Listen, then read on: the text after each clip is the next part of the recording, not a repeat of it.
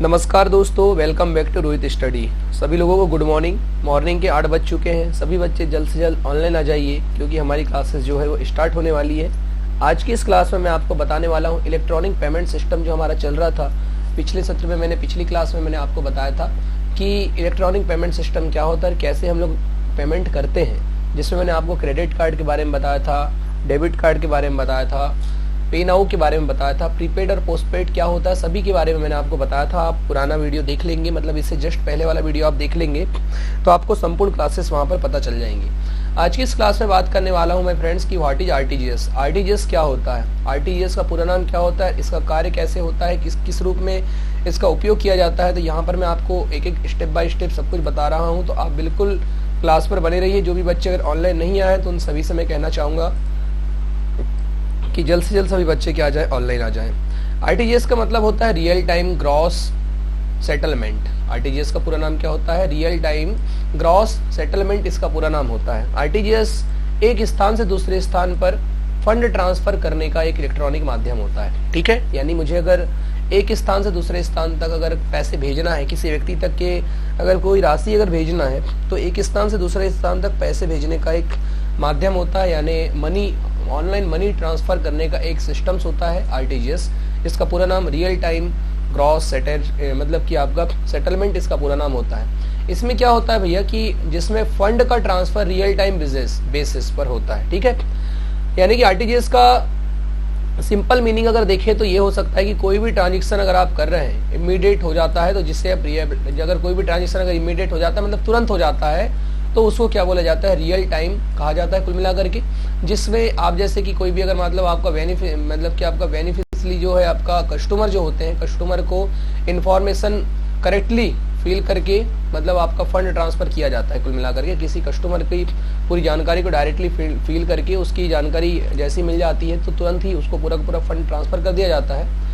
तो इमीडिएट ही वही fund transfer होकर के क्या रहता है, उसको बेनिफिशियरी मतलब कि आपका डायरेक्टली उसके अकाउंट में क्या हो जाता है, क्रिएट कर दिया जाता है। ठीक है, जैसे ही यहाँ से मतलब ऑटोमेटिकली जैसी मतलब कटा पैसा एक जगह से जैसे ही कटता है तो पूरा का पूरा पैसा उस व्यक्ति के लगभग अकाउंट में जाकर के क्या हो जाता है, क्रेडिट हो जाता है, यानी कि पूरा का पूरा पैसा चले जाता है। इसमें लगभग 30 मिनट के अंदर ही ट्रांजेक्शन कंप्लीट हो जाता है, पूरा का पूरा आपको याद रखना है। ठीक है, और आरटीजीएस की बात करते हैं तो आरटीजीएस के थ्रू आप कम से कम जो है 2 लाख रुपए तक का ट्रांजेक्शन या ट्रांसफर 2 लाख रुपए को कर सकते हैं, और अधिकतम की कोई लिमिट नहीं है, ध्यान देना। कम से कम आप 2 लाख रुपए, अधिकतम तो आप कितना भी इसमें कर सकते हैं, जितना चाहे आप उतना इसमें फंड ट्रांसफर कर सकते हैं, जब तक कि आपका बैंक अकाउंट आपके लिमिट ना तय कर दे। अगर मान लीजिए बैंक अकाउंट ने अगर आपकी लिमिट तय कर दी है कि भैया आप इतना ही पैसा आप सेंड कर सकते हैं तो बात एक अलग हो जाएगी, लेकिन आप इसमें कितना भी पैसा ट्रांसफर कर सकते हैं।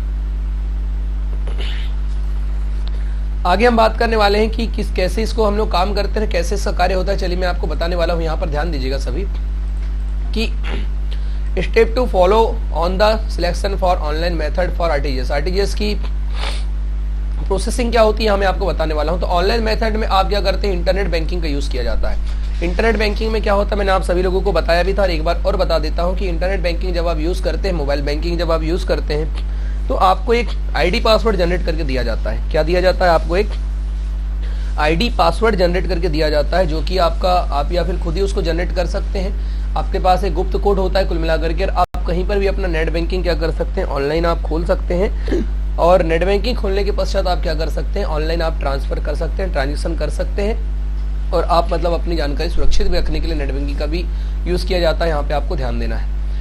तो फ्रेंड्स यहाँ पर मैंने आपको जैसे कि बताया कि आरटीजीएस का यहाँ पे यूज किस प्रकार से हम लोग करेंगे। तो ऑनलाइन मेथड जो होता है तो आपके इंटरनेट बैंकिंग का यूज इसमें किया जाता है, और इंटरनेट बैंकिंग के माध्यम से आरटीजीएस कर सकते हैं आप। इसमें भी आपको क्या करना पड़ेगा, जिस पर्सन को आपको फंड ट्रांसफर करना है, जिस व्यक्ति को अगर आपको पैसे भेजना है तो उसका मतलब कि कस्टमर के रूप में उसका अकाउंट को आपको क्या करना पड़ेगा, ऐड करना होगा। जैसे आप सबसे पहले जब आप उसका अकाउंट को हम ऐड कर लेंगे, मैंने आप सभी लोगों जैसे आप सभी लोगों ने एसबीआई का देखे योनो एसबीआई का एप्लीकेशन जो आपके मोबाइल में ऐड होता है, तो आप क्या करते हैं, सबसे पहले किसी कस्टमर को अगर हमको पैसे भेजना है, किसी व्यक्ति को अगर पैसे भेजना है तो सबसे पहले हमको उसकी जानकारियों को क्या करवाना पड़ता है, ऐड करवा करके रखना पड़ता है। उसकी जानकारियों को, या फिर कहने का मतलब उसके अकाउंट नंबर को अपने कंप्यूटर में या फिर अपने मोबाइल फोन में उस योनो ऐप के अंदर हमको रजिस्टर्ड करके रखना पड़ता है, तब जाकर के, और आप उसमें लगभग 12 से 14 घंटे का समय लगता है जब आप अगर पूरी डिटेल्स चेक करता है वो। कुल मिलाकर के जब आप अगर किसी व्यक्ति का अकाउंट नंबर को अगर अपने अकाउंट नंबर के साथ मैच करेंगे या फिर अपने अकाउंट नंबर के या फिर अपने योनो पर डाल करके अगर आप रखना चाहते हैं, तो ऐसा क्यों करते हैं? क्योंकि ऐसा इसलिए किया जाता है कि जब भी आपको अगर उस व्यक्ति को अगर फिर से फंड ट्रांसफर करने की आवश्यकता पड़ी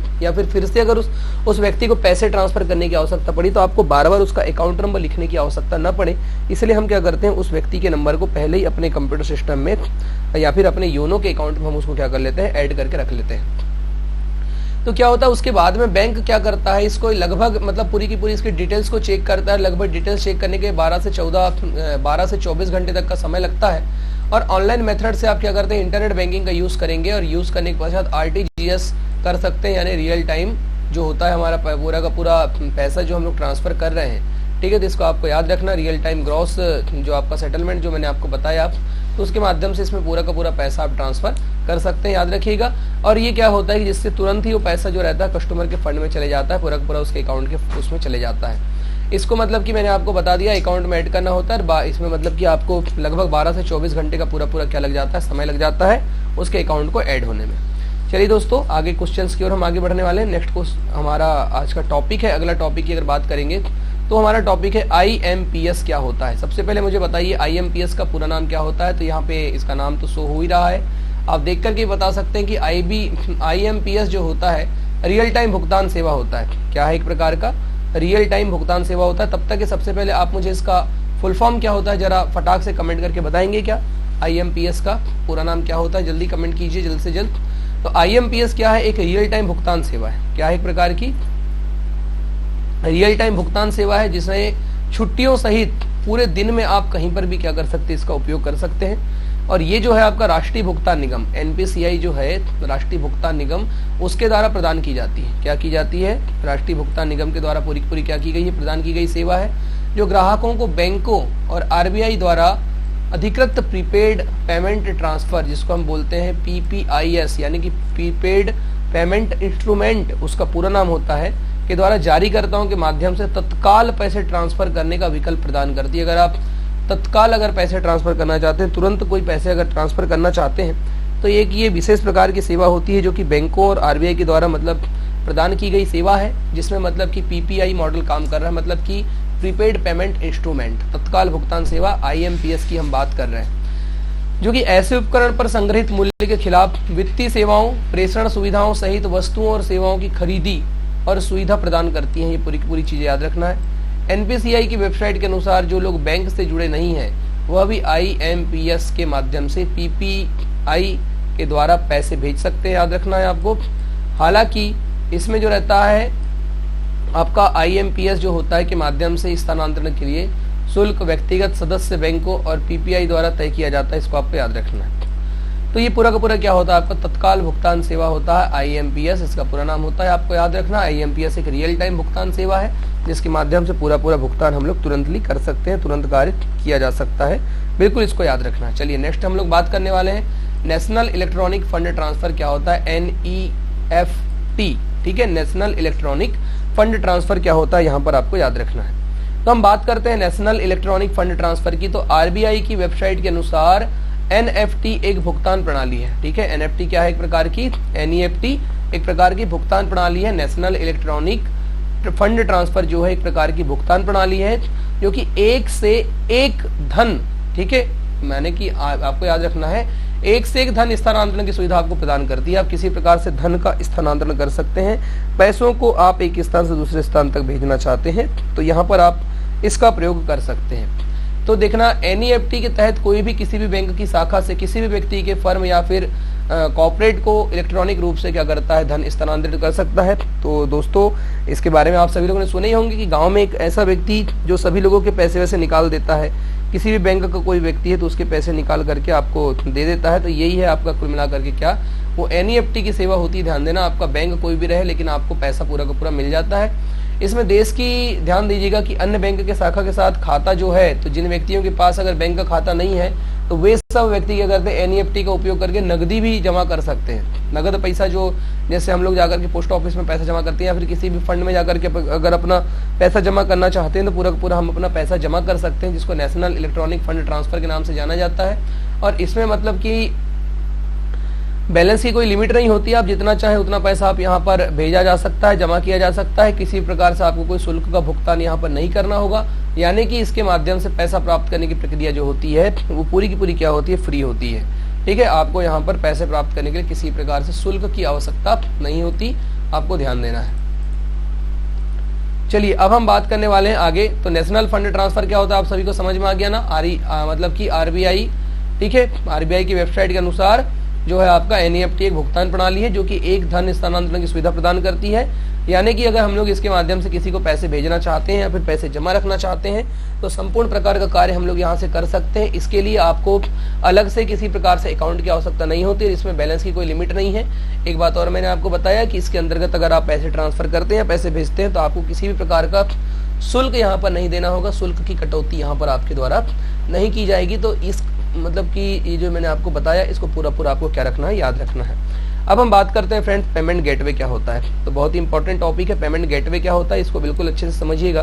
तो पेमेंट गेटवे क्या है, ई कॉमर्स सेवा है। ठीक है, गेटवे, गेट का मतलब क्या होता है, एक प्रकार का गेट जो आने जाने दे, ऐसे ही हम इसको कह सकते हैं। तो पेमेंट गेटवे क्या है, एक प्रकार का ईमेल मतलब कि ई कॉमर्स सेवा होती है जो कि ऑनलाइन और मतलब आपका मोटर स्टोर करने के लिए क्रेडिट कार्ड के भुगतान की प्रक्रिया करता है। क्या करता है ये, क्रेडिट कार्ड के भुगतान की प्रक्रिया करता है। पेमेंट गेटवे जो होता है पेमेंट पोर्टल, जैसे कि आपका web enabled mobile devices, website और मतलब आपका फॉन्ट एंड प्रोसेस जो होते हैं बैंकों के बीच में महत्वपूर्ण जानकारियों को स्थानांतरित करने के लिए इन लेन देन सुविधाओं के तहत कार्य करता है। ठीक है, ई कॉमर्स जो होता है वो ट्रांजैक्शन प्रोसेस में पेमेंट गेटवे एक महत्वपूर्ण भूमिका निभाता है, इसको भी आपको याद रखना है। जिससे जो व्यापारी होते हैं, व्यापारी और ग्राहकों के बीच में किसी भी पेमेंट की जो अनुमति मिलती है, यानी कि पेमेंट करने की अनुमति मिलती है व्यापारी और ग्राहकों के बीच में।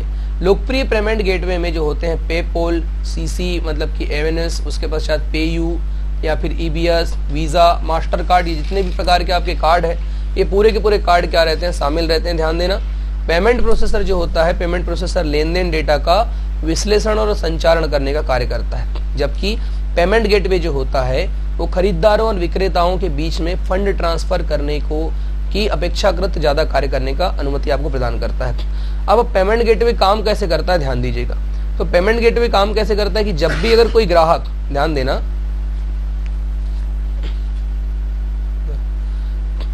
जब भी अगर कोई ग्राहक रहता है तो कोई ग्राहक अगर ऑनलाइन स्टोर से अगर कोई चीज ऑर्डर कर रहा है तो लेन देन जो होता है कुल मिलाकर के नगद अगर नहीं हो पा रहा है तो एक एप्लीकेशन के माध्यम से एक इसमें पेमेंट किया जाता है, वो पेमेंट गेटवे का कार्य करता है कुल मिलाकर के।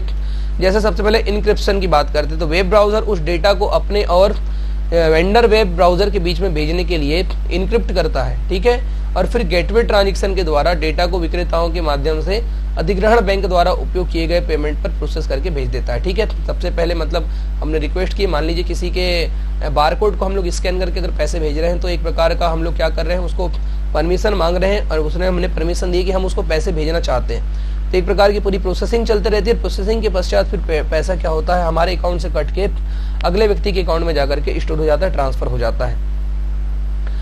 उसके पश्चात बात करते हैं हम लोग। ठीक है, यहाँ पर आपको फीलिंग्स द ऑर्डर, अगर प्रोसेसर व्यापारी को उपभोक्ता से संबंधित प्राधिकरण को पेमेंट गेटवे को आगे बढ़ाता है, यह एक बार गेटवे इस प्रतिक्रिया को प्राप्त करता है तो यह भुगतान प्रक्रिया के लिए वेबसाइट या फिर इंटरफेस को प्रसारित करता है, जहां पर इंटरप्रीटेड जो होता है वो एक उचित प्रतिक्रिया उत्पन्न करती है। देखने में ऐसा प्रतीत होता है कि यह बहुत जटिल और लंबी प्रक्रिया है, लेकिन आमतौर पर ये अधिक से अधिक कुछ सेकंड की ही प्रक्रिया होती है, कुछ सेकंड ही इसको लगता है। तो यहाँ पर आपको बिल्कुल ध्यान देना है कि इसका मतलब क्या होता है फ्रेंड्स, यहाँ पे आपको बिल्कुल ध्यान देना है। तो फ्रेंड्स यहाँ पे मैंने आपको जो चीज़ बताया, अब बात करते हैं क्रेडिट कार्ड क्या होता है। ठीक है, क्रेडिट कार्ड क्या होता है कल मैंने आपको समझाया भी था, फिर भी एक बार मैं आपको बताना चाहता हूँ कि क्रेडिट कार्ड क्या है, क्रेडिट कार्ड की कार्यविधि कैसी है।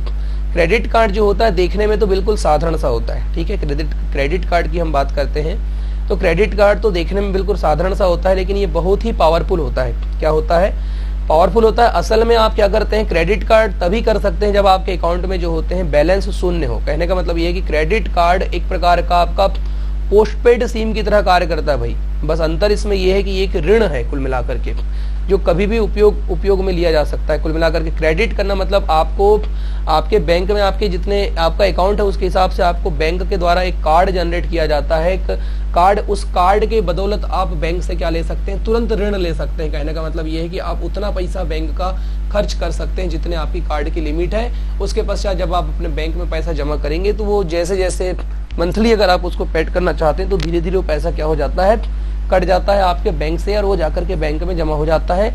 लेकिन ध्यान देना कि ये जो क्रेडिट कार्ड होता है एक प्रकार का पहले ही आपको बैंक के द्वारा दिया जाने वाला ऋण, ठीक है, बैंक के द्वारा दिया जाने वाला ऋण क्या होता है आपका क्रेडिट कार्ड। तो क्रेडिट कार्ड के माध्यम से हम क्या करते हैं, कोई भी पेमेंट कर सकते हैं। लेकिन क्रेडिट कार्ड में दिक्कत ये हो जाती है कि अगर आपके पास इसमें मतलब एक चीज, क्रेडिट कार्ड से खर्च की गई रकम पर क्या लगता है, ब्याज लगता है। ध्यान देना, बिल्कुल जिस प्रकार से आप बैंक से लोन लेते हैं, और बस अंतर यहाँ पे ये होता है कि यहाँ पर आपको बिना किसी कागजी कार्रवाई के क्रेडिट कार्ड के माध्यम से लोन दिया जाता है। इसको आपको याद रखना है। अब हम बात करते हैं डेबिट कार्ड क्या होता है, किसकी बात करेंगे, अब हम बात करेंगे what is debit card. Debit card क्या होता है, तो डेबिट कार्ड के बारे में आपको बताना चाहता हूँ कि डेबिट कार्ड जो होता है बैंक के द्वारा ग्राहक को एटीएम, ठीक है, एटीएम का मतलब पूरा नाम क्या होता है, जल्दी कमेंट कीजिए फटाफट। तो एटीएम से पैसे निकालने के लिए दिया जाता है, ठीक है, एटीएम से पैसे निकालने के लिए क्या दिया जाता है, डेबिट कार्ड दिया जाता है, याद रखना आप। और डेबिट कार्ड आप कहीं पर भी इसका भुगतान करने के लिए डेबिट कार्ड का इस्तेमाल आप कर सकते हैं, क्योंकि सीधे आपके बैंक खाते से इस धनराशि की कटौती की जाती है। ध्यान देना, यानी डेबिट कार्ड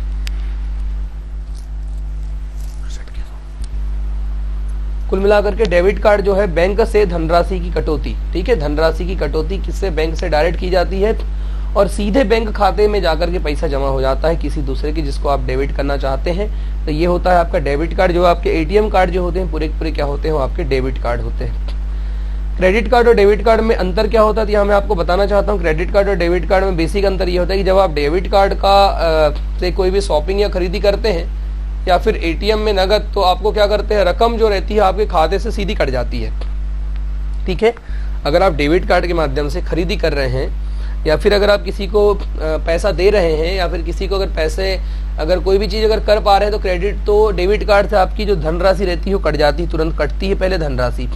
लेकिन क्रेडिट कार्ड में ऐसा नहीं होता। क्रेडिट कार्ड का मतलब ये होता है कि अगर क्रेडिट कार्ड से अगर किसी चीज़ से आप खरीदी कर रहे हैं तो उसमें आपके मतलब के लिए जो कुल मिलाकर क्रेडिट कार्ड में आपके इस्तेमाल करने के लिए आपकी एक लिमिट तय रहती है कि आप इतना पैसा इसमें लोन के माध्यम से खर्च कर सकते हैं, तो बैंक आपको ऋण दे देगा। उस बैंक के पैसे को आप वहां से लिमिट के हिसाब से खर्च कर सकते हैं। डेबिट कार्ड लेने के लिए आपके पास बैंक में खाता होना आवश्यक है, लेकिन क्रेडिट कार्ड लेने के लिए आपके पास बैंक का खाता होना आवश्यक नहीं है। मैं आपको बता देना चाहता हूँ, डेबिट कार्ड जो होता है वो अभी खरीदो और अभी भुगतान करो का विकल्प है। समझ में आ रही कि नहीं बात, डेबिट कार्ड अभी खरीदो और अभी भुगतान करो, लेकिन क्रेडिट कार्ड क्या है, अभी खरीदो और भुगतान करो का विकल्प बाद में भुगतान करो का विकल्प होता है। उसमें खरीदो अभी और भुगतान करो बाद में, ऐसा उसमें विकल्प होता है।